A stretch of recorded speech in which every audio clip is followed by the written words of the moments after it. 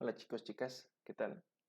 Vamos a trabajar el día de hoy con 4 piezas de vocabulario funcional.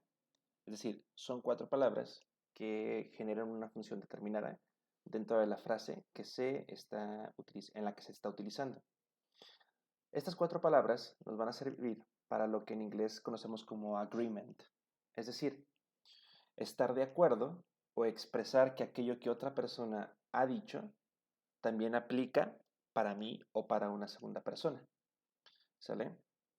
Básicamente estas 4 palabras tienen una función determinada en las frases que ayudan a explicar a la otra persona que aquello que acaba de decir también es realidad o es una verdad para mí o para alguien más. Para esto nosotros vamos a utilizar precisamente 4 palabras que básicamente van a tener 2 funciones distintas, es decir, 2 de ellas van a significar algo y otras 2 van a significar una segunda cosa. En el caso de so y to, por ejemplo, los utilizamos cuando lo que dijo la otra persona se dijo de manera afirmativa y precisamente sirve para expresar eso, que a nosotros también aplica dicha situación. Es decir, si nosotros tratáramos de traducir estas palabras, significaría también. Por otro lado, neither e either sería un poquito lo contrario, pero al mismo tiempo genera la misma función. ¿Sale? En este caso, utilizamos neither e either como una especie de tampoco. Y la idea detrás de eso es expresar que a nosotros también nos pasa lo mismo o aplica la misma situación que aquella persona que dijo algo de manera negativa. Ahorita vamos a ver exactamente a qué me refiero con todo esto. Ok, para expresar de alguna manera este agreement en inglés, y siempre y cuando la frase original, es decir, la que escuchamos, aquella con la que estamos de acuerdo, fue dicha de manera afirmativa, vamos a utilizar so y to. Ok, tenemos dos que a final de cuentas sí van a significar virtualmente lo mismo, ¿sale? En este caso es algo parecido a nuestra palabra también. La diferencia es la posición que ocupa dentro de una frase. Si yo utilizo so, esta palabra va a ir al principio de la frase. Si decido utilizar to, es exactamente lo mismo. La única diferencia es que su posición va a ser al final de la frase. ¿Ok? Esta sería la estructura más o menos cuando yo quiero expresar agreement en inglés. Voy a utilizar ya sea la palabra so, el verbo auxiliar, ¿sí? De manera afirmativa, esto es muy importante, y el sujeto al final de la oración. Si decido utilizar to, muy bien, es lo mismo, solo que esta vez el sujeto irá al principio, el verbo auxiliar irá en medio y la palabra to va a ir al final. Y como dijimos anteriormente, esta parte significa también. Tomemos el siguiente ejemplo. Si alguien dice, I play the guitar. La idea es que, por ejemplo, si esta realidad también aplica para mí, yo puedo expresarlo de la siguiente manera. So do I. ¿Sí? Yo toco la guitarra, dice alguien más, y entonces yo digo, so do I. También yo. La idea, sí, con esta misma palabra es expresar que esta situación también aplica para mí. Y por lo tanto, estamos expresando lo que es agreement. ¿Vale? Ahora, es muy importante que nosotros veamos precisamente la estructura. Primero, como la frase está en afirmativo, podemos utilizar ya sea so o podemos utilizar to. Vemos que la frase está en afirmativo, entonces podemos utilizar cualquiera de las dos. Ahora, aquí dice que la estructura es so, el verbo auxiliar, ¿sí? Y el sujeto. Ya sabemos que so es la palabra que estamos utilizando y el sujeto en este caso es yo. Pero en este caso, esta frase de aquí no tiene ningún verbo auxiliar. Ok, cuando eso sucede, lo que yo voy a hacer es que voy a agregar como verbo auxiliar la palabra do.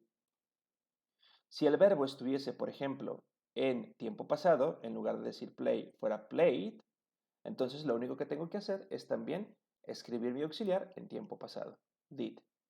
Pero cuando en la frase original no exista un auxiliar, yo utilizaré siempre do. So do I do too. Yo toco la guitarra, también yo también. Básicamente eso es un poquito la idea. Ok, el siguiente ejemplo dice, Sandra has seen this film. So have I have too. Sandra ha visto esta película. También yo también. Ahora, ya tenemos al sujeto, ¿sí? Vamos a hacer, por ejemplo, en este caso es, si Sandra ha visto esta película, ok, yo también, perfecto. Entonces, utilizo mi palabra también, puedo utilizar so o puedo utilizar to, el que yo decida. Ya sabemos que si utilizo so, va al principio, si utilizo to, va al final. Y mi sujeto siempre va a estar del lado contrario, ¿sale? Ahora, en este caso, el auxiliar sí existe en la frase original, has. Esto está en tercera persona porque estamos hablando de Sandra. Perfecto. En este caso, como el sujeto soy yo, voy a utilizar el mismo auxiliar, pero en su versión de primera persona. Have. Pero aquí está. Es exactamente el mismo auxiliar. ¿Sí? Sandra ha visto esta película, también yo también. Y utilizo el auxiliar que está expresado en la primera oración. Hay distintos tipos de auxiliares, ¿sale? Nosotros los conocemos también a veces como verbos modales. Los auxiliares pueden ser, por ejemplo, lo que acabamos de ver ahorita, que es has y have. Puede ser también do o did si está en pasado, perfecto, ¿no? También puede ser can, could, must, puede ser también will. Hay muchos auxiliares que pueden estar involucrados en una frase. Lo que tenemos que hacer es verificar, primero, si no tiene ningún auxiliar, en mi respuesta de agreement voy a utilizar ya sea do o did.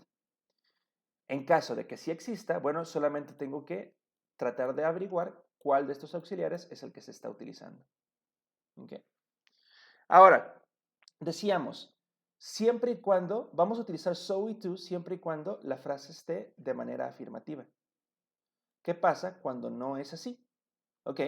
Si la frase original está en negativo, por ejemplo, Paul can't swim or Macy won't go to the party, incluso en español nosotros no podríamos utilizar tampoco so y to. ¿Sale? ¿Por qué? Porque si por ejemplo alguien dice Paul can swim, okay, Paul no puede nadar. Entonces, en este caso, no tengo yo la habilidad de nadar. Estoy de acuerdo con esta frase. Sin embargo, yo no puedo decir, Paul no puede nadar. Yo también. Es decir, no podemos aplicar las mismas palabras que aplicamos de este otro lado.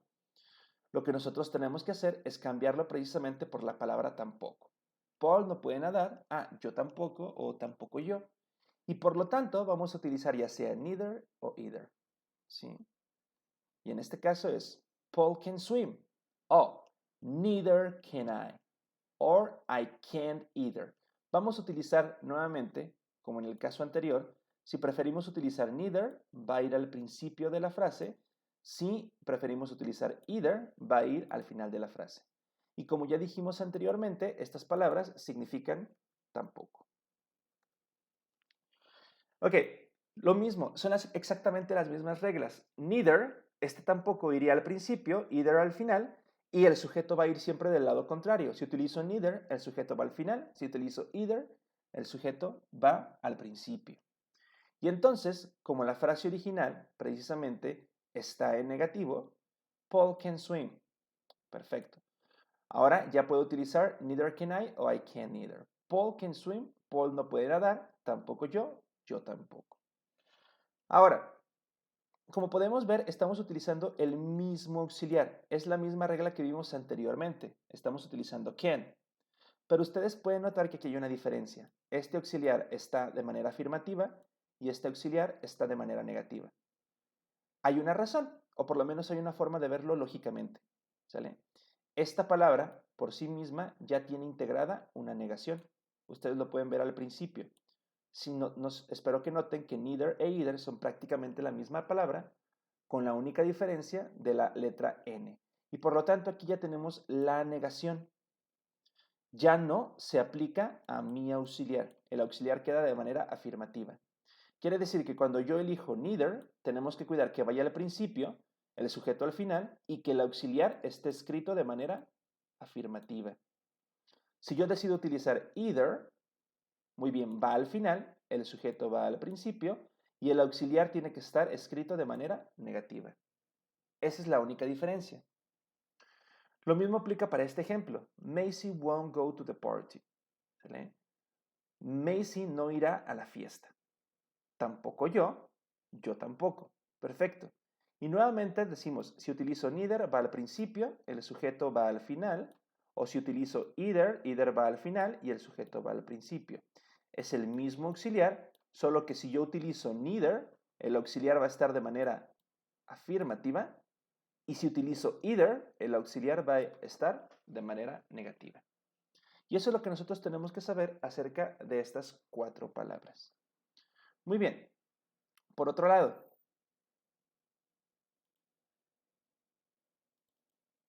vamos a trabajar con otras palabras que también, y ojo, aquí necesito que seamos como muy, tengamos como mucho cuidado en lo siguiente, ¿sale? Hay muchas palabras en inglés, porque el inglés hace mucho esto, ¿no? Y en general sucede en muchos idiomas, pero el inglés específicamente lo que hace es utilizar palabras, una misma palabra para diferentes usos, ¿no? Por ejemplo, si ustedes le preguntan a alguien que sepa inglés qué significa la palabra get, esta persona usualmente te va a preguntar, depende del contexto. Porque si yo digo get a car, es como obtén un auto, ¿sale? Hazte de un auto. Pero también, por ejemplo, si yo digo get here, es ven aquí. Dependiendo del contexto, get puede tener distintas funciones. Lo mismo sucede, por ejemplo, con la palabra so. Lo que vamos a hacer ahorita es vamos a utilizar 2 palabras, so y such, que nos sirven para hacer énfasis en descripciones. ¿Ok?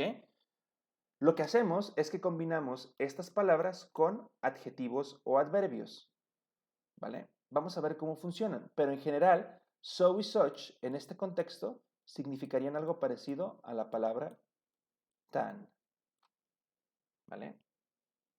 Lo que hacemos es, por ejemplo, en el caso de la palabra so, es muy sencillo. Si la palabra so está antes de un adjetivo, es decir, una palabra que describe a una persona, a un lugar, a una situación, etc., o está antes de un adverbio, es decir, una palabra que describe cómo se realiza una acción, entonces lo que nosotros tenemos es que la palabra so funciona como un potenciador. Es como cuando decimos precisamente tan. ¿Sale? Lo que hace es que le da más fuerza al adjetivo o al adverbio que viene a continuación. Por ejemplo, your dog is so adorable, ¿no? Si yo quitara de aquí la palabra so, de cualquier manera la frase tiene sentido. Your dog is adorable. Tu perro es adorable. Pero lo que yo quiero hacer en realidad es describir o potenciar el adjetivo que yo estoy utilizando, que en este caso es el adjetivo adorable. Y entonces so lo que hace es que le va a dar más fuerza a la palabra adorable. Your dog is so adorable. Tu perro es tan adorable. Estamos haciendo énfasis en este adjetivo. Lo mismo aplica para los adverbios. Los adverbios son estas palabras que nos ayudan también como descripción, son parecidos a los adjetivos, pero en lugar de describir a una persona o a un sujeto en general, lo que hacen es que describen a una acción, a una descripción o incluso otro adverbio. Pero por lo general se utilizan mucho para describir cómo se hizo una acción. ¿Sale? Por eso es que se llama adverbio, ¿no? Porque de alguna manera califica al verbo. Y es lo mismo, de alguna manera so va a funcionar como la palabra tan y adverbio, bueno, tendríamos que verificar cuál es. Los adverbios en español usualmente los ubicamos como las palabras que terminan en mente, rápidamente, inteligentemente, ágilmente, ¿no? Pero en inglés los podemos identificar la mayor parte del tiempo porque terminan con L, Y. ¿Sale? Pero so funciona de la misma manera.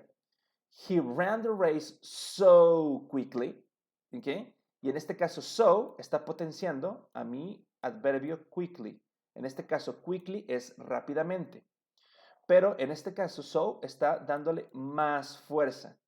Él corrió la carrera tan rápidamente, ¿sale? Esta palabra es un potenciador de mi adverbio, de la misma manera que puede serlo con un adjetivo. Tenemos such que funciona de manera similar. La diferencia es que such tiene una estructura un poco distinta. ¿Sale? Such también estará la palabra such, después vendrá un adjetivo. Such está potenciando ese adjetivo. La diferencia es que después, tanto de la palabra such como del adjetivo, siempre tiene que estar establecido un sustantivo.